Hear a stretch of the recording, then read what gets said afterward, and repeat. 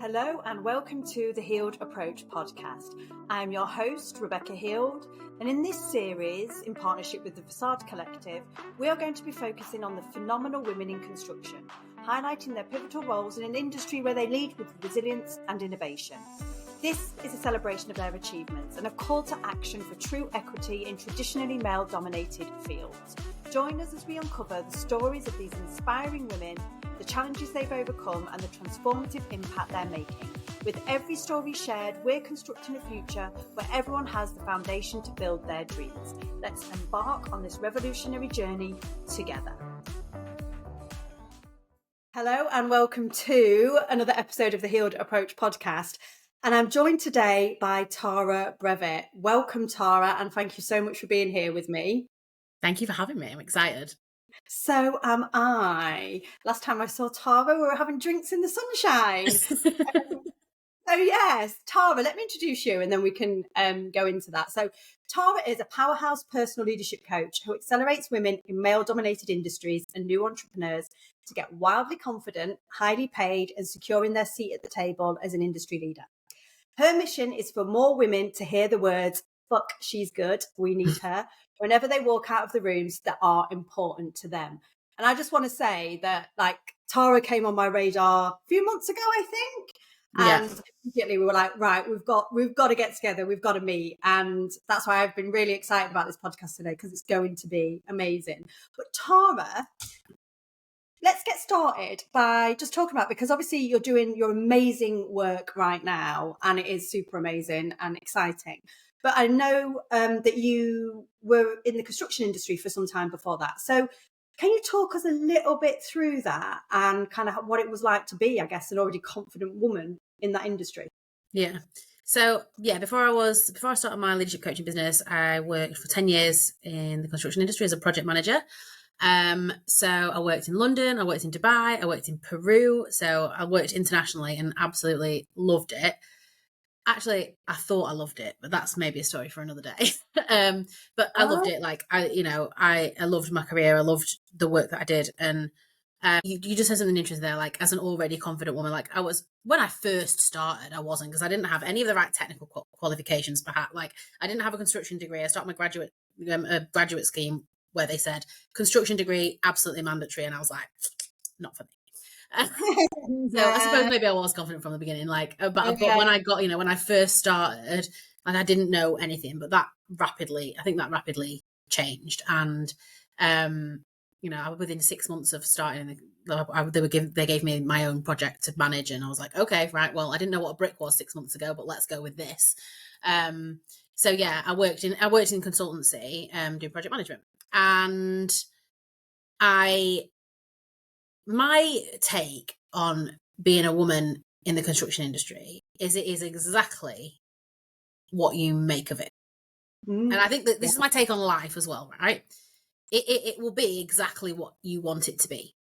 Because I truly believe we can make, and this isn't to downplay that there are issues that need to be resolved on a wider scale. This is not to downplay any of that, but I truly believe that it'll be whatever you make it or whatever you want it to be.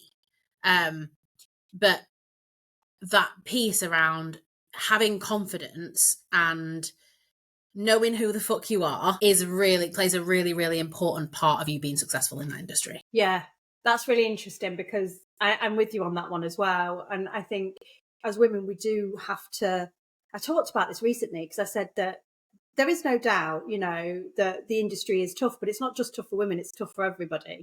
And as women, we do have to take responsibility for what it is that we want to achieve and where it is we want to go. And we can't let, all of the toxic narratives, the stigma, all of that kind of hold us back. That's just an excuse. And I think you've hit the nail on the head there, is that if you are confident enough in yourself, if you've unlocked your inner goddess, right? Yeah. Then you won't see those barriers as issues to hold you back anymore. You'll see them as challenges to overcome and to grow and to become better. I mean, that's one of the reasons I came into the industry. It was kind of organically, because I ended up attracting clients in the industry, and I thought, oh, hang on a minute here. There's a space for me here. I'm going to try and get into construction. And everyone's like, oh no, don't go into construction. It's so difficult, especially as a woman, especially as an attractive woman. But that's another conversation. I was like, sod you. If I can overcome that, I'm going to come out bigger, better, bolder, you know? So I think I absolutely do. But the other thing is, because there is this also, what's the word?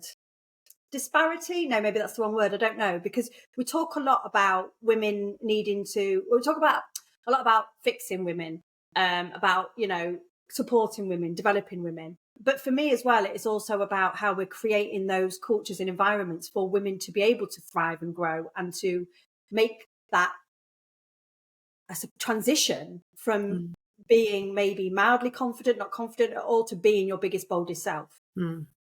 I think, and that's like the work that I do predominantly, like one of the biggest pillars of the work that I do is knowing what makes you unique. And when you know, and that's like you said, that's unlocking your inner goddess, right? When you know what makes you, like that cannot help but make you feel fucking amazing, because you know that only you in the world has got that. Only you has got all of those things. Only you can deliver in that way. Only you can be you in that way. And no, all of the competition goes away. All of the, like you say, everything is just, okay, well, I can deal with that because I'm me and I'm fucking wonderful. Like, once you can get to that point, but you have to know, for me, that is the piece around knowing what makes you, what makes you tick, and what makes you special, what makes you unique, what gives you an edge. All of those, like knowing of those things. And there's a whole process to that. And nearly every woman that I meet, confident or not confident, actually, and I have, again, confidence is a skill, it's practiced, right? But yeah, confident or not confident, so many of the women that I meet they just say to me, oh, I don't know, I just do, loads of other people do the same thing that I do. Yeah, you've missed the point, but not like you. Your DNA actually proves to you that there is only one of you, right? There is not somebody doing the exact same thing. It's not scientifically possible for somebody to be the same as you. So therefore, if we can unlock that, and that, like I say, that's one of my zones of genius, is showing people. I can usually see it in somebody else before they can see it in themselves.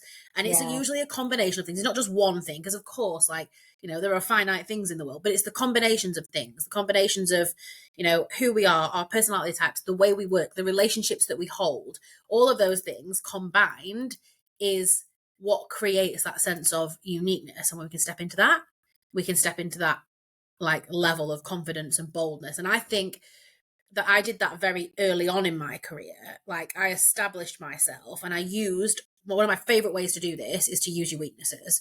Nearly always, the thing that is the weakness is the thing that sets you apart, and you just can't see it yet. So, as I said at the beginning, my weakness was, oh crap, I'm coming in without any of the technical qualifications. So I don't know the nitty gritty. I can't read the drawings. I can't do any of that. Within 6 months, that became like, I owned that. I told everybody, I do not have these. I'm not interested in it as a project manager. I don't believe I need it. I will call on those people. I will manage those people. I will do that. But you will never find me stuck in the nitty gritty detail of it. I will be strategic because I don't have that technical knowledge. So I can't get stuck in the weeds. Unlike that person who's stuck in the weeds and they've not got that, strategic outlook. So I owned that weakness and turned it into something that made me stand out of all of the other people. So that confidence came very early.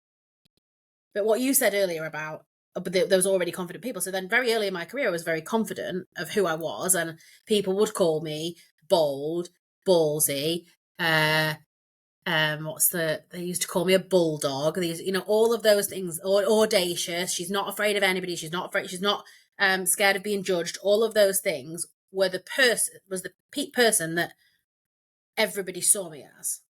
And I felt to a certain extent, but what about when that very confident person is actually, that's only a tiny piece? And I'm just unlocking this. We just had a little pre-conversation about this, didn't we? Like, I'm just unlocking this now.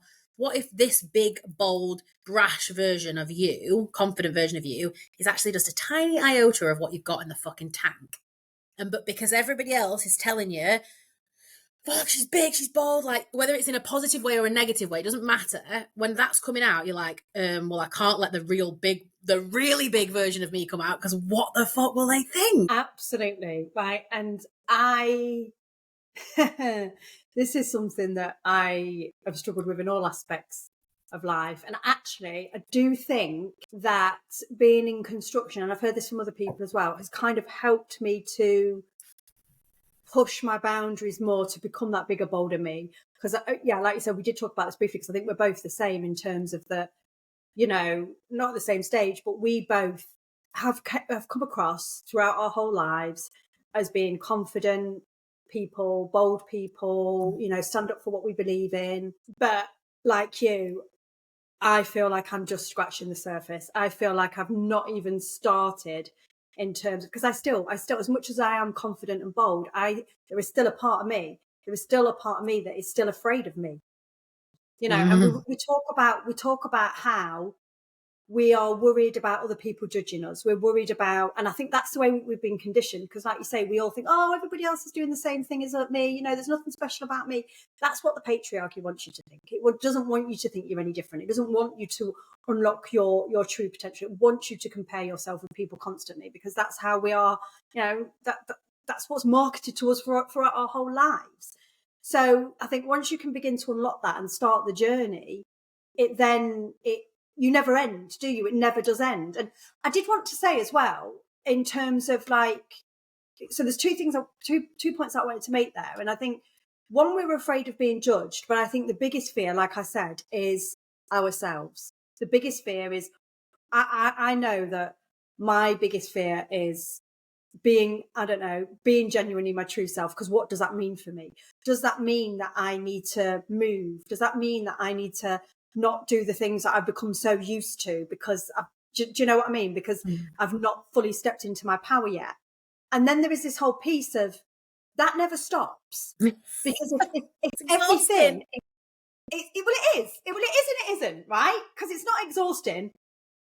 What is more exhausting is pretending to be something you're not. What is more exhausting is living a life that doesn't fulfill you, because that shit is draining. Yeah. Right? Damn right. And I feel like relationships, the workplace, that does hold us back so much of the time.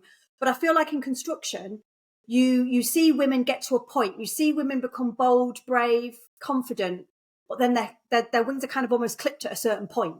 And they're the women that we need to be speaking to. They're the women that are going to lead the future. They're the women that we need to see in those positions that they're not getting themselves into, because they just can't, they're just not being able to, I suppose, you know, not to kind of use an overused phrase and what have you, but it's being able to smash that glass ceiling, isn't it? Personally as well as professionally. Yeah. But it never stops, because we're always learning. We're always developing new experiences. And you nailed it when you say personally as well as professionally. And I like my work has taken a really big shift organically recently.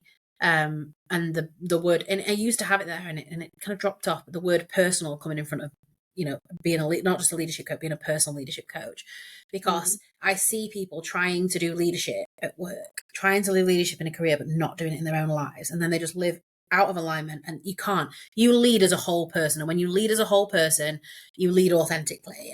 And so, you know, I always say, like, if you've got a shit show going on behind your front door, you ain't got any business going and leading at work either. So let's do personal leadership. But just those 2 points that you said, you're absolutely right. The fear of being judged by other people I feel like the work that I do as well, the work that people like me do, the coaching piece, the personal development piece, generally talks to women who aren't confident yet, right? If you're not confident, this is how we'll make you confident. This is how we can support you to come into the confidence. And then there's this whole group of future leaders that you just mentioned, who are already massively confident and smashing stuff, but they're still only on the precipice of their greatness. And that they're not being spoken to, and they're not being maybe held and supported. Like, that's where I'm at with what I'm doing now, is like, it's those people who are already wildly confident, but they are perhaps scared. And I am, like, I seeing myself in it as well. And as this is like hot off the press of, I went to an event yesterday, and it really just came out and blew my whole, I had a full like nervous system dysregulation yesterday, where I was like, I can't breathe, I was crying, I was like, all of these things, which is very much not like me either. So that's when I really knew there was like a whole next level of thing. And when my evil eye bracelet just pinged off on its own when I was sat in a restaurant yesterday, I literally just lost my shit.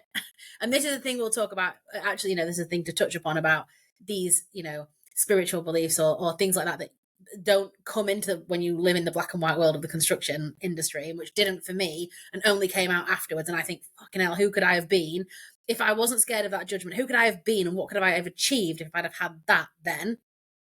Probably a whole nother conversation. No, we need to touch on that. We need to touch on that. And that's because it's a judgment, right? Your fear of judgment. And I definitely judge myself. I would say, like, woo-woo, hocus pocus. I always joke with my mum. My mum's a hypnotherapist, and she is. I'm actually sat in, you could probably see her office right now, actually. I'm in her office, and we always, like, used to joke and call it, oh, it's hocus pocus, crock of shit. I mean, it's not. We both heavily believe in it, and it's a joke about what the other people think about it. But I never had that I only had that when I left the construction industry. It's like there wasn't space for me to have that, or I was too scared of what anybody else would think to allow myself to go there. You've spoken to me, right? Massively there. I mean, my mum used to read tarot cards, and my sister, well, actually, I better not go too much into that because I don't want to talk about, but we're very intuitive. Very intuitive family. I think it's interesting what you said there about how you weren't allowed to kind of realize that when you're in construction, and I feel a little bit like this has been something that's been rumbling for me. So I think I've spoken to you about this before on a personal level about how I've been on a spiritual journey, and I'm still on that journey, and how that's really has helped me in terms of uncovering my confidence in who I am. But I touch upon that, but I don't share too much of it because it's like, well, two things. One, I'm like, what am I really going to release here? What am I know that the power I've got within me, I know it's mega. I know, sorry, I don't mean to say this. And actually I should say this, because why should I feel like I've got to keep myself small? Because I'm afraid that somebody's going to go, oh, who does she think she is? Mm-hmm. Because I think all of us have got it within us, right? It's just about kind of, who's ready to acknowledge that and experience that. And if we all were doing it at the same time, then it wouldn't work either. But I think I'm going off on a tangent here. Working in construction, like you say, where there is a lot of black and white mentality, I am afraid of kind of talking about that as much. Mm-hmm. And I don't think I've realised that until now. But I remember doing a post about a while ago, something to do with I think it was something to do with the full moon, and I can't remember what it was.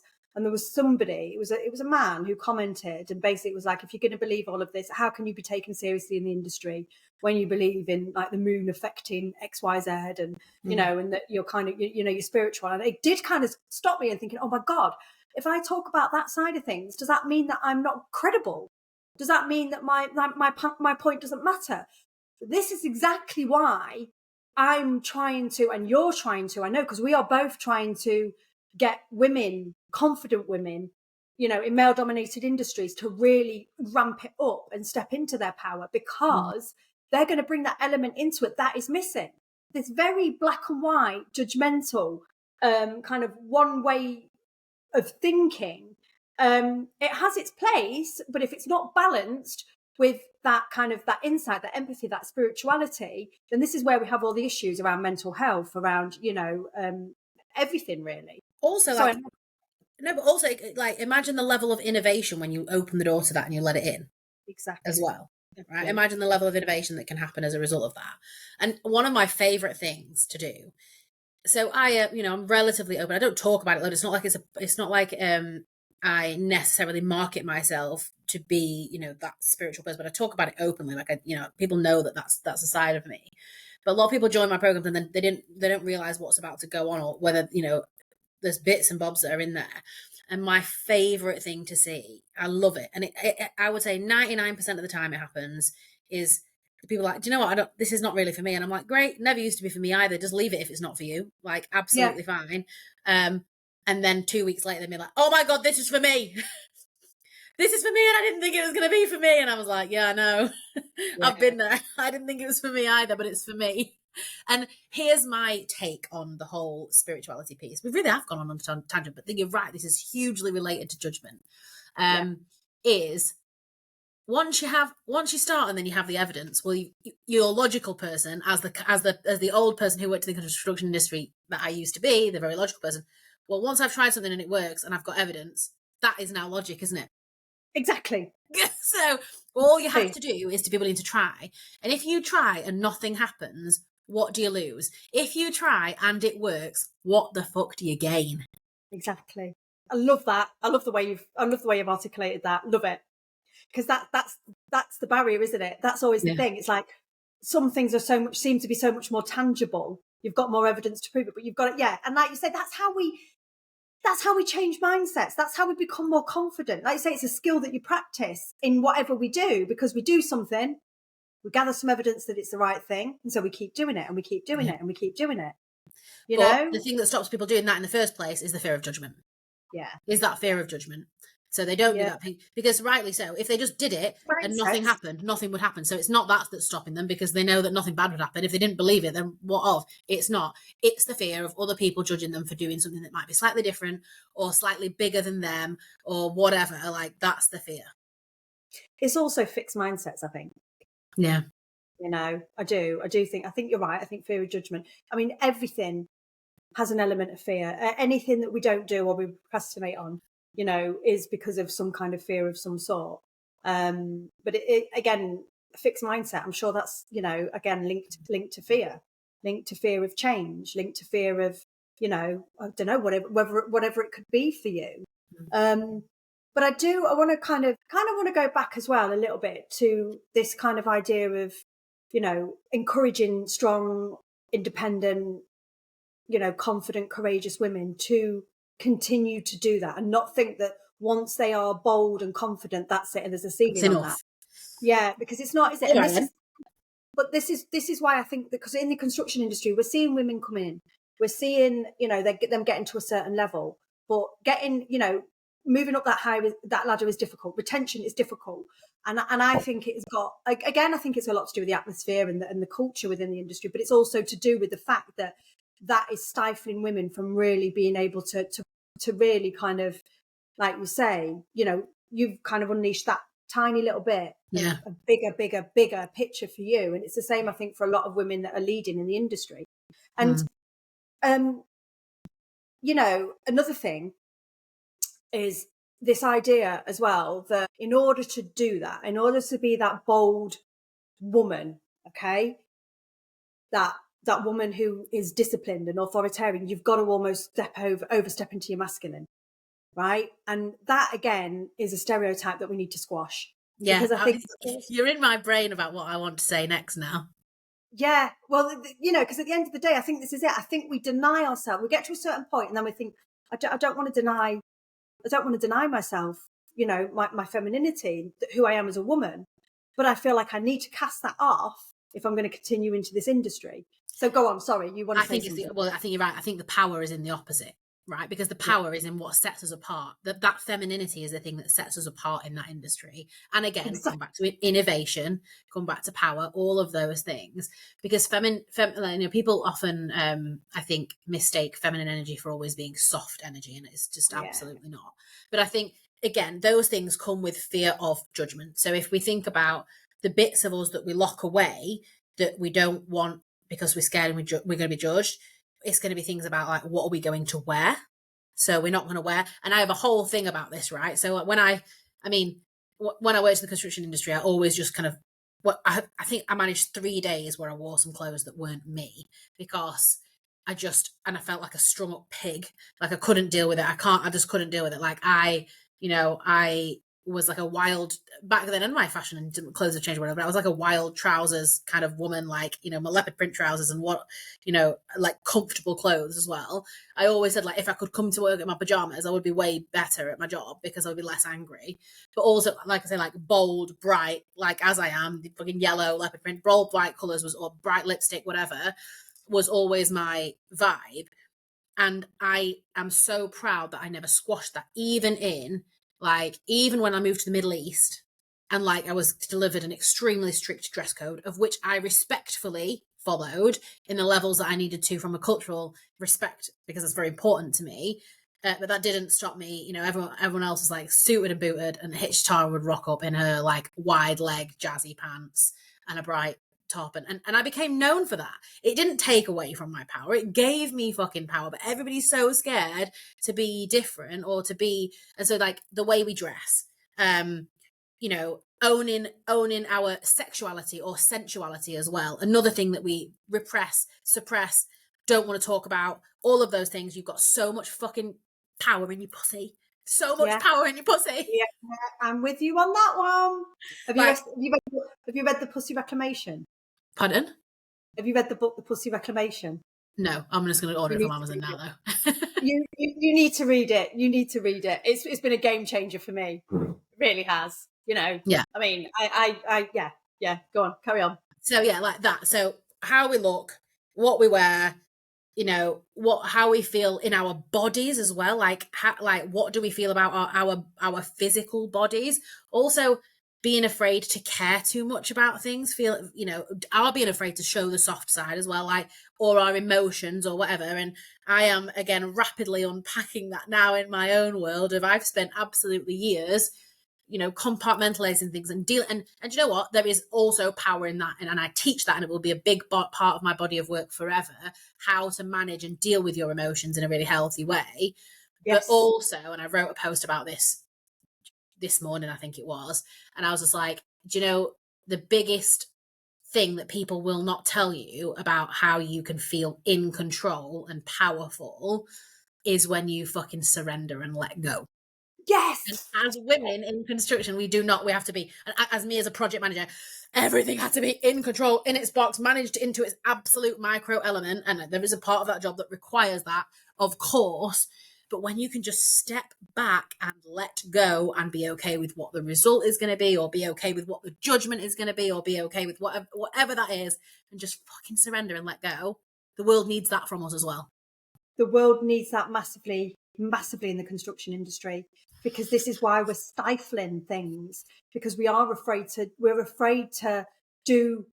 let go, because we're afraid that we're going to do things differently and it's not going to work. But yeah, I completely agree with you. But this is work that I've done in my personal life, in my personal relationships, as well as my professional life, because I've always tried to, I definitely always tried to control things. I always tried to be in charge of things somehow. And it just was so anxiety creating, and it stops us from really leaning into our femininity, which is where we are best. Okay. And I think, what you were saying there as well about stifling yourself and feeling like you can't embrace who you are, in terms of what you wear, in terms of what you look like, in terms of, I mean, I get this because I Because you always look hot as fuck. I want to go that far, but what I'm trying. Pardon? Sorry. Are we practicing what we preach here, Rebecca? Yeah, right, yes, okay, yes, always, thank you, always. Lead from the front. But the other thing is, no, you're absolutely right. You are absolutely right. But the other thing is, right, is that I've had to do a lot of work on myself around that. And it's like what you said before about how you don't never stop having, thoughts or feelings that are icky, right? Somebody said something to me about kind of, if someone says to me, oh, you've got a great figure, and I'm like, yeah, okay, but although I'm come across as being bold and I'll post pictures of myself and I'll wear clothes that make me feel sexy, I will, because that's where I feel the most comfortable. That's where I feel like I am being me. But there are still days when I'm like, oh God, I don't feel comfortable, or, I feel like I just don't. But I kind of almost lean into that and push myself, Tara. So on those days, they're the days when I'll go and put my sexiest outfit on, or I'll just, because I'm just like, this is all in my head. I'm not going to let this stop me. I'm going to challenge myself and push myself through. And it makes you feel better. Put some slap on, put your clothes on. I bet you'll feel better. Like, makes me feel better. And if it doesn't, don't do that for you, fine. But if it works for you, don't judge yourself for doing that. And this is the other thing, right? This is the other thing. So it's like, well, why do you wear makeup? If you're embracing, why do you wear lipstick? Because I bloody want to, and I like it, and I enjoy wearing it. Yeah. It's like, why? At the end of the day, I don't feel like I have to do anything to, to kind of be accepted. And that's not true. Actually, there are times when I'm not going to sit here and say I never have those feelings, because that would be a lie. Of course. I've been brought up in the same culture as everybody else, of course there are times when those things happen, but I definitely don't feel like I have to wear makeup or wear certain clothes. I do it because I want to. now. Yeah. Does that make sense? But this is the point, right? So for the already confident, bold woman, or not, wherever you're at, to be fair, just check in with these next level things, because you're already bold and confident at essentially the kind of work that you do, the fact that you work in a masculine industry, the fact that you're not afraid to pull people up in meetings for their behavior, or the fact that you're not afraid to chase people down for deadlines. You're really bold at that already. But how bold are you in yourself? How bold are you in how bold or aligned, even, it doesn't even have to be bold, how aligned are you with the clothes that you're wearing? Are you rocking up into the office in stuff that makes you feel like shit because it's not really you, because you don't wear the leopard print because you're scared somebody's going to say something? Are you, like you say, not putting the big bright lipstick on because you feel like you'll stand out and somebody will say, oh, like, what are you wearing that for? Like, who's that for? Like, are you holding back in those areas? Those areas that are like the next level stuff that we're not talking about, but they're real and they matter, and they make us who we are. They make us unique. They are part of our personal brand. Absolutely. And I want to touch on something here as well, in terms of, there are times, when I've got ready to go to a meeting or to go to work, and I'll put shorts on, right? And they'll be short shorts. And I'll be like, I've got a tan. I like my legs. Does the fact I'm wearing short skirts mean that I'm any less able to do my job? Does that make sense? But I know for a fact I will get judged. I know for a fact there are people out there that go, oh, she's wearing shorts. Oh, do you know what I mean? But I'm like, stuff that. I'm not gonna let that stop me from being who I am. And I don't know if you agree with that or not. And I don't know, maybe massively. It's not like I ever rock up looking scruffy. It's not like I always turn up looking professional, but what does professional mean? What does professional mean? That's bullshit. Yeah, that is bullshit as well. What does that even mean? No. Yeah. But you know what I mean, don't you? Yeah. And I think there is, because unfortunately, but this is what I mean about, like, this exists, if you're, how to word this, but again, if you're a woman who likes to wear sexy clothes, who likes to wear bright lipstick or likes to wear bright clothes or whatever, there will be a lot of judgment in terms of, are you going to be taken seriously? And, I get it. I still get it. Like, how can you be attractive and also smart? How do those, and it's still in this day and age. Do you know what I mean? It's like, what the actual, but it's like, I'm not going to conform to that. If someone says to me, oh, you should wear a longer skirt, you can screw yourself, because that's exactly the reason why I'm here having to do the work that I'm doing, because you're repressing women from expressing who they are or being who they want to be, And I think the other thing... But women are doing this to themselves as well. We are doing it to ourselves as well, aren't we? I've been told by women that I love and adore to tone it down. And I'm like, do you know what? No, because I toned it down my whole life. And, now I'm finding myself, I'm not going to let anybody stop me from doing that anymore. And if that means that I isolate a few people, so be it, because the right people will see me for who I am and will understand my message and my passion. But the other thing I wanted to go back to is, that is the reason. Okay, it seems like, oh, it doesn't really matter. What does it matter if you're not expressing yourself through your clothes or whatever? It does matter, right? Because like you say, we've got women out there who can, they can manage teams, they can lead teams, they can get the deals. But when it comes to asking for a pay rise, when it comes to telling their boss they're trying for a baby, they are shit scared. They are still shit scared, because they can do things for other people, they can do things for the business, but they can't do things for themselves. That's where men and women differ. But also, this piece is better for business, right? It enables people to be more expressive, to be more innovative, to be more powerful, to be more, all of those things. So if we can just get everybody to the grips of being who they truly are, and actually that is men and women and everybody owning who the fuck they are, because definitely this happens with men as well, right? They're squishing, there's definitely parts of them who's squishing who they are as well. The minute everybody steps into that, they really one, they get to see where their superpowers lie and use them in a better way to benefit the organization. Yeah. And they're happier and they are healthier and they are more confident. They're just going to be better employees, full stop. But until that judgment piece goes, and there's two things. We can't wait for other people to stop judging, because they won't, and that's not human nature. So we have to learn to release any attachment of what that judgment feels like. Let it happen and let it go. Surrender. It's interesting as well, just to kind of, just before we wrap things up, it's, you know, all of this as well, of course, leads to more profitability in a business, you know. And I posted something this morning. So I did a podcast recently about menopause, and about how, you know, a lot of male dominated industries don't cater for women going through it. And somebody's commented on one of my posts saying, "Oh, right, so you're telling me that if we're more clued up about menopause, we're going to make more money." What a joke! What an absolute! And it's like, oh my god! I mean, Still, massively, there's a direct link. Like, yeah, absolutely. I know, and it's just, but it's like, how do you? I mean, I don't even bother responding to some of that stuff, because, you know, what's the point? You know, but Yeah. the point I'm trying to make here is that those attitudes still exist massively, you know, in society as well as in the industry. So we've just got to keep chipping away. We just have got to keep chipping away and having these conversations. And the best thing we can do. Sorry, carry on. No, the best thing we can do, just as people, not just as women, but just as people, like you say, is be kind of genuine and true to ourselves. Because when we're genuine and true to ourselves and understanding our strengths and our weaknesses, we're more open to accepting and acknowledging other people and not making those judgments. And if you said to an organization, right, all right, the women in your organization, there's these, you know, if we're talking about like this specific, and we see this reflection in ourselves that we're talking about here, Rebecca, right? We see this specific woman who, you know, she is confident, she's been progressing really well in her career, like she's been doing great.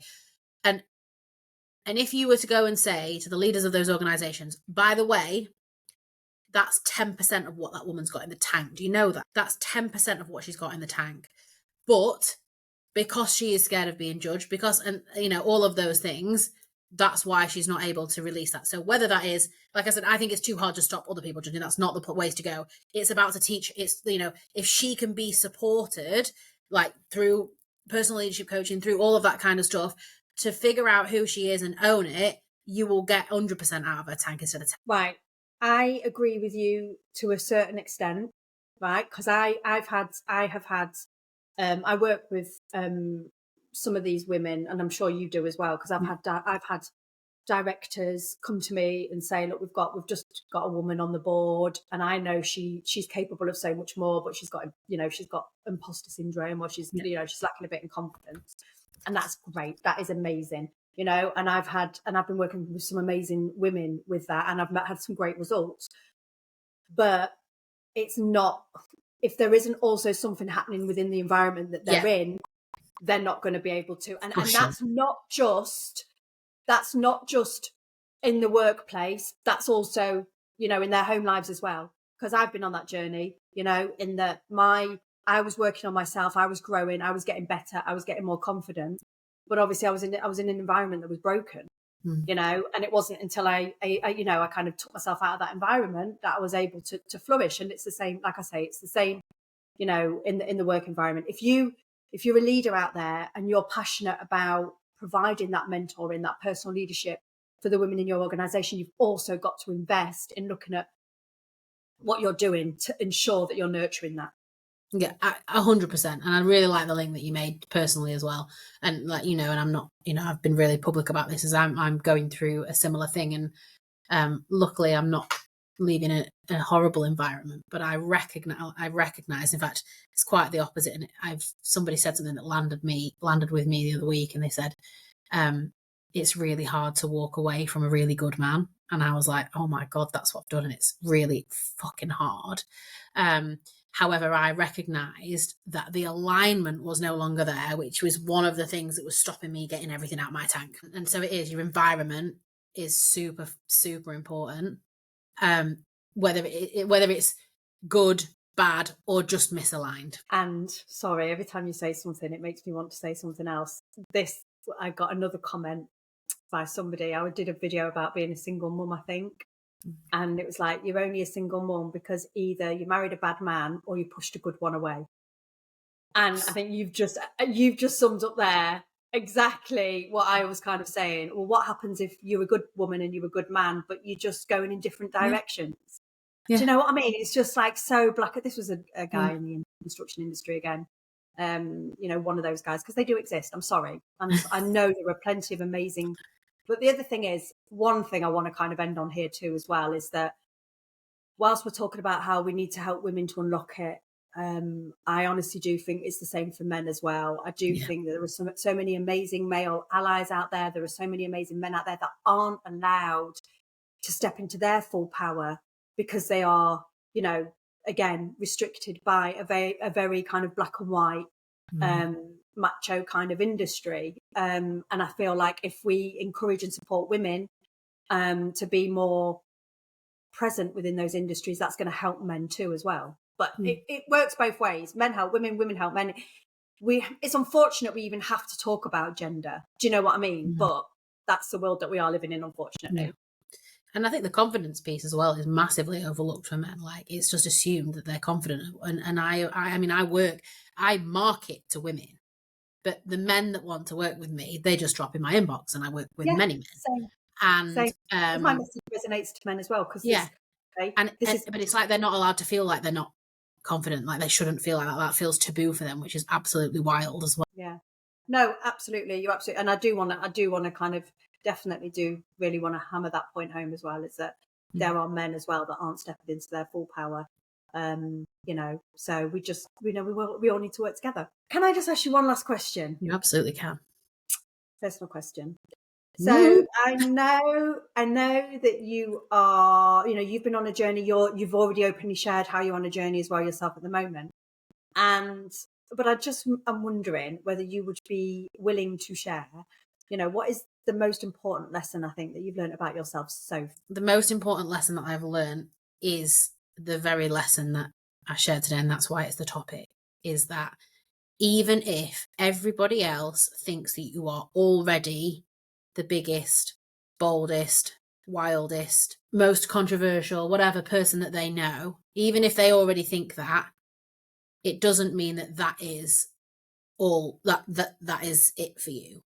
You can open up all of the rest of it without shame, without fear, without guilt. And what happens with those relationships will be those people will be fine with or without you, whatever happens next.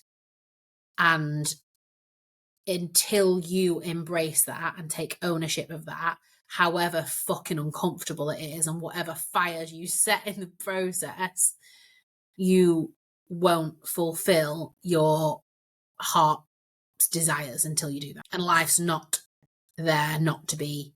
I mean, I even hate the word content. Like, content makes me feel like blah. Like, life is there to be extraordinary. And my kind of motto is like, fuck mediocre. Like, I am absolutely not here for mediocre. I'm here for magic only. Oh, I love that.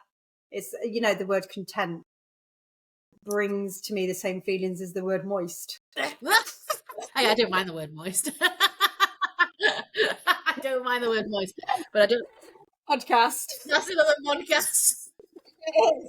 I think we've done well today. I think we've done well. I think we've done really well. It could have gone on a few tangents, right? But watch this space.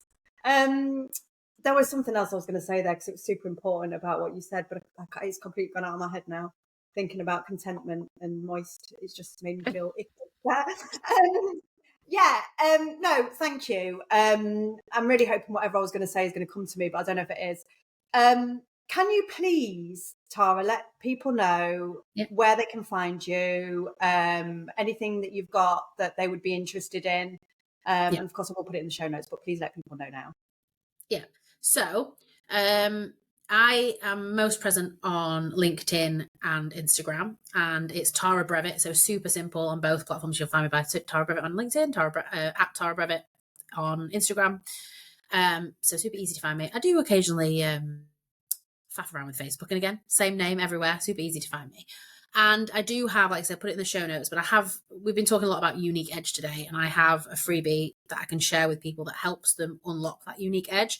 So it's a free masterclass. It's a video training, but it also comes with like a PDF checklist of questions to ask yourself to unlock that, because often people just don't know how to find it. No, they've just not been shown how to figure out what makes them unique. There's like 20 odd questions that actually help invoke and help you understand, and how you can start to put that together as a statement, as well as something that you can use in networking events, something you could use in your LinkedIn headline that really, sets you apart. Like, you'll see my LinkedIn headline, and we said it at the beginning here, that says, like, make them say, fuck, she's good.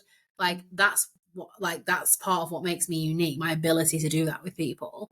And it uses my language. People get my essence from it straight away. Like, they know what I'm about. So I have a training on that. So if we put the link to that in the show notes, that'd be great. Yeah, I will do. Absolutely. Thank you so much. Thank you. And I imagine you're going to be a podcast guest. I think we've topics to explore further. I think we do. But thank you so much. Anybody who's listening, please make sure that you do like and, leave us a 5-star review. And also, please do share with your audiences. Share with anybody you think that would gain and be interested in this podcast episode. And of course, make sure that you go and check out Tara. It's been amazing. Thank you so much. I knew it would be. And we have only just scratched the surface. So thank you so much, and I'll see you here next time. Thank you for having me. And that's a wrap. Thank you so much for joining us in celebrating the trailblazing women in construction. Today's discussions have not only illuminated the remarkable contributions of our guests, but have also reinforced our commitment to fostering a workspace that honours diversity, champions equality, and nurtures innovation. Through our collaborative efforts with the Facade Collective, we are reminded that every contribution in construction is a step towards a more inclusive and equitable industry. Let the stories of these courageous women inspire us all to continue building a future where gender is no longer a barrier to success, but a testament to our collective strength and diversity.